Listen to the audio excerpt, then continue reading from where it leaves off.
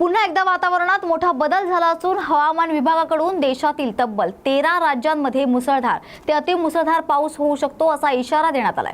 तर बंगालच्या उपसागरात चक्रीवादळ निर्माण झालं असून या चक्रीवादळामुळे पुन्हा एकदा देशात जोरदार पाऊस होण्याची शक्यता आहे। हवामान विभागाने दिलेल्या माहितीनुसार या चक्रीवादळामुळे उत्तर भारतासह देशातील अनेक राज्यांमध्ये जोरदार पावसाची शक्यता आहे। यासोबतच अनेक राज्यांमध्ये वादळी वाऱ्यासह जोरदार विजा आणि मेघगर्जना देखील होऊ शकते असंही IMDने म्हटलंय।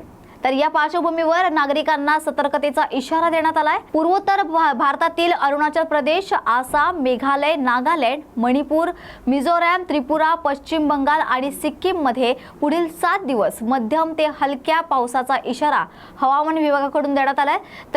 तर उत्तर भारतामध्ये हिमाचल प्रदेश आणि उत्तराखंडमध्ये मध्यम पावसासोबतच बर्फवृष्टीचा देखील इशारा देण्यात आलाय।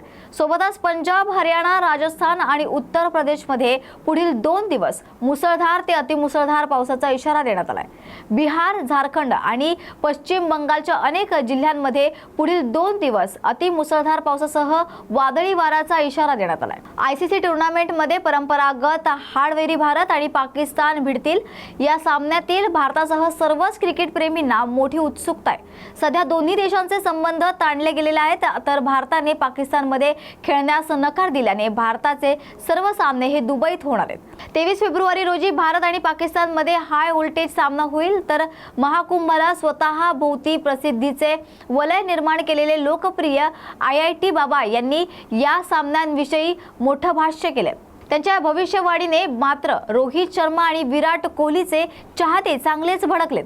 त्यांची भविष्यवाणी सोशल मीडियावर व्हायरल होते आणि कोणता संघ जिंकणार याविषयी त्यांनी असा एक दावा केलाय।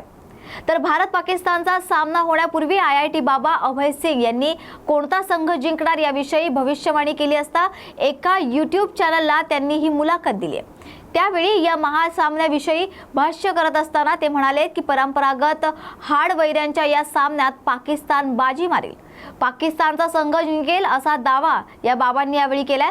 तर विराट कोहली आणि इतर खेळाडूंनी कितीही मेहनत घेतली, कसरत केली तरी त्यांना विजय चकवा देणार असे बाबा म्हणाले। तर IIT बाबाच्या या भविष्यवाणीने एकच खळबळ उडाली आहे। ते आता जोरात ट्रोल होत आहेत, त्यांच्यावर युजर्स तोंड सुख घेतात, त्यांच्या विरोधात कमेंटचा पाऊस देखील पडलाय।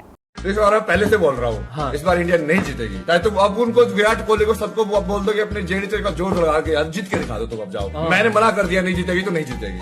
अब भगवान बड़े हो गए, तुम बड़े हो, अब देखा जाएगा। संगीतकार विशाल ददलानीने उत्तर प्रदेशचे मुख्यमंत्री योगी आदित्यनाथ यांना चॅलेंज केले।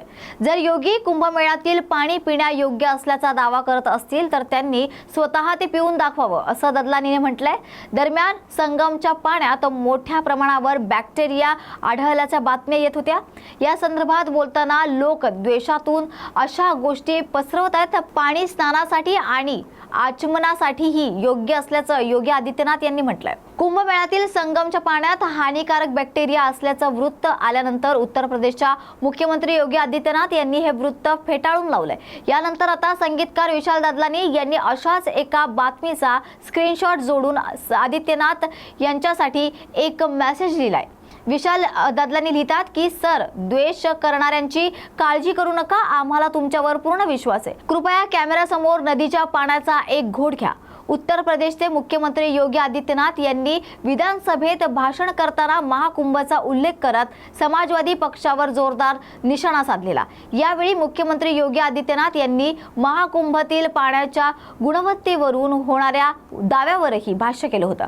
महाकुंभातील संगमचे पाणी पिण्यासाठी आणि अंघोळीसाठीही योग्य असल्याचं मुख्यमंत्री योगींनी स्पष्टपणे सांगितलंय। तर संगमच्या पाण्याचं ऑक्सिजनचे प्रमाण हे 8 ते 9% असल्याचं योगी आदित्यनाथ यांनी म्हटलंय। तर केंद्रीय प्रदूषण नियंत्रण मंडळाने NGT कडे हा अहवाल सादर केला। महाकुंभमेळ्याच्या दौऱ्याने उत्तर प्रदेशातील प्रयागराजमध्ये वेगवेगळ्या ठिकाणी नदीच्या पाण्यात फेकल कॉलिफॉर्मची पातळी गुणवत्ता मानकांनुसार योग्य नसल्याचं अहवालातून सांगण्यात आलंय। तर त्रिवेणी संगमाच्या पाण्याच्या गुणवत्तेवर प्रश्न उपस्थित होत असताना पाणी केवळ अंघोळीसाठीच नाही तर ते पिण्यासाठीही योग्य असल्याचं योगी आदित्यनाथ यांनी स्पष्ट केलंय। कुशीनगरमधील हाटा कोतवाली भागात लग्नात डीजेवर गाणी वाजवण्यावरून झालेल्या भांडणात वधूच्या एका भावाचा मृत्यू झाल्याची धक्कादायक घटना समोर आली आहे, तर दुसरा भाऊ रुग्णालयात मृत्यूशी झुंज देतोय।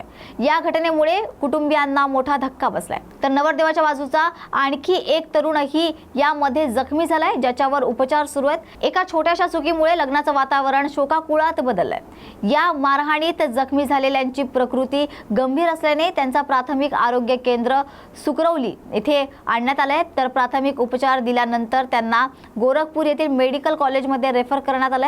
उपचारादरम्यान वधूचा एक भाऊ अजयचा मृत्यू झालाय आणि दुसरा भाऊ सत्यम रुग्णालयात मृत्यूशी झुंज देतोय।